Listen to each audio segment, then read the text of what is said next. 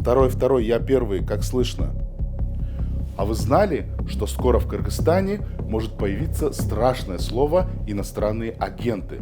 Причем им станут не иностранные разведчики и шпионы, а рядовые кыргызстанцы.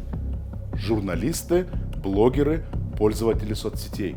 Что это за понятие «иностранные агенты» в Кыргызстане? Разбираемся и объясняем простыми словами. Депутат Жогорку Кеңеша Надира Нарматова инициировала закон об иностранных агентах. Ее поддержали 30 парламентариев, среди них депутаты Матраимов, Токторбаев, Малиев. Закон еще не принят, он находится на рассмотрении в парламенте.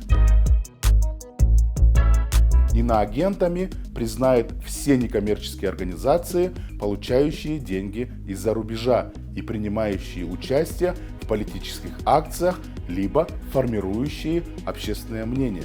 Любые люди, блогеры, журналисты, пользователи соцсетей, которые будут пропагандировать деятельность иноагентов, будут привлекаться к уголовной ответственности. Под этим подразумевается получение любых денег из-за границы. Донат в $10, монетизация Ютуба или Инстаграма, если вам за рекламу заплатила иностранная компания. Да что говорить, если вы экспортировали мед или картошку в другое государство или получили денежную помощь от родственников из-за рубежа, поздравляем, вы иноагент.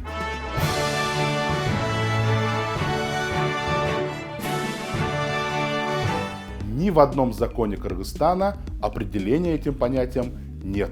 А значит, госорганы сами будут решать, кого признавать иноагентом, а кого нет. Поэтому, если вы приняли участие в акции против того, что вам перекрыли воду, или против повышения цен на продукты, против халатности милиции, в защиту женщин и детей, вы занимаетесь политической акцией, и вы иноагент. А формированием общественного мнения может стать любой ваш пост в соцсетях, например, с критикой чиновников, или комментарий с требованием о справедливости, а значит, это тоже будет служить поводом признать вас иноагентом. При этом Нарматова и Ко еще и решили изменить уголовный кодекс страны и жестоко наказывать иноагентов или простых людей, которые их пиарят. Теперь, если иноагент побуждает граждан отказаться от исполнения гражданских обязанностей или к совершению иных противоправных деяний, то иноагентам грозит до 5 лет лишения свободы. А вот если люди, журналисты, пользователи соцсетей пропагандируют деятельность иноагентов, то им за это грозит до 10 лет лишения свободы. И опять-таки, нигде не прописано, что такое пропаганда. Лайки, перепосты, комментарии, цитирование – все это может быть пропагандой. И если вы пишете на тему смога, повышения цен, безграмотности депутатов, безделия чиновников, за все это можно получить до 10 лет лишения тюрьмы.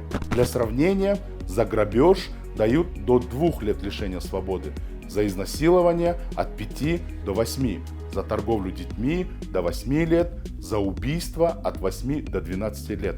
Вы можете только представить себе, один критичный пост, касающийся, например, смога в Бишкеке, будет караться жестче, чем преступления насильников, убийц, похитителей детей.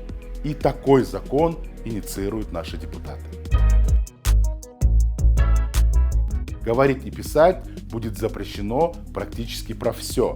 Написали пост или коммент, что смог это плохо, это не политика. Но если вы пишете, что из-за разгильдяйства чиновников смог никак не уходит, вы иноагент и получите 10 лет.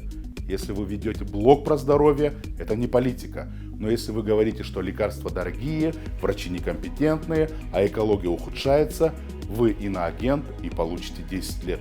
Словом, за любую критику чиновника любого калибра вы рискуете стать иноагентом. И по заявлению, скажем, Бишкек-водоканала, которого вы критикуете за отсутствие воды, вы получите 10 лет. А за распространение вот такого ролика вы получите срок больше, чем грабитель или похититель детей. Южный магистрал.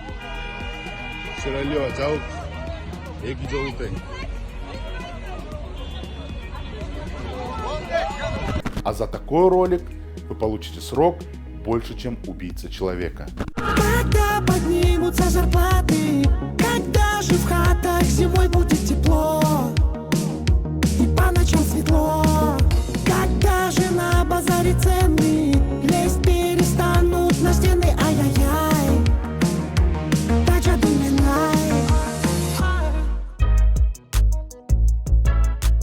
Иноагент – это статус, который пришел к нам из России.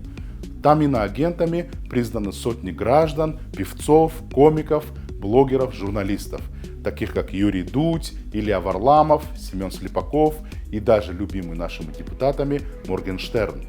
Закон об инагентах — это закон репрессивный, потому что сегодня для того, чтобы вас признали инагентом, даже не обязательно получать какое-то иностранное финансирование, достаточно подпадать под такую очень размытую формулировку «иностранное влияние». А что такое иностранное влияние, по мнению Минюста? Да кто его знает? У вас иностранная одежда, иностранный автомобиль, возможно, вас заметили за какой-нибудь иностранной поездочкой, командировкой, съездили там в Турцию или в Египет.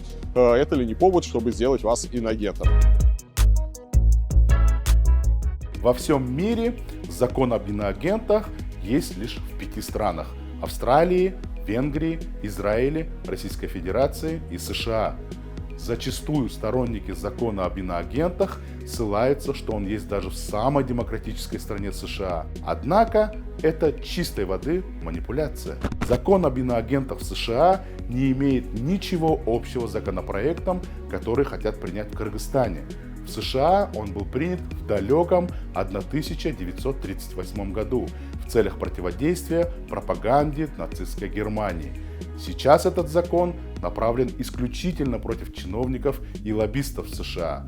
Закон об иноагентах в Кыргызстане списан на 95% с аналога Российской Федерации и направлен против журналистов, активистов и гражданского общества. Кстати, ни в одной центральноазиатской стране, Казахстане, Узбекистане, Таджикистане и даже Туркменистане нету закона об иноагентах. Кыргызстан может стать первой ласточкой, которая приняла столь репрессивный закон против своих же граждан. Сторонники закона об иноагентах говорят, что государство должно контролировать финансовые потоки НКО, которые выделяются из-за рубежа. Но это не более чем манипуляция и намеренное введение в заблуждение. Ведь по действующим законам любая некоммерческая организация, которая финансируется из-за рубежа, дает полный отчет государственным органам, сколько денег они получили, куда они это потратили и какой у них состав. Все данные направляются в государственные органы. На самом деле закон преследует другую цель – полностью ликвидировать гражданский контроль за деятельностью чиновников. Свобода слова в Кыргызстане перестанет существовать. Под страхом тюрьмы люди, журналисты, блогеры прекратят критиковать чиновников и указывать на их недочеты.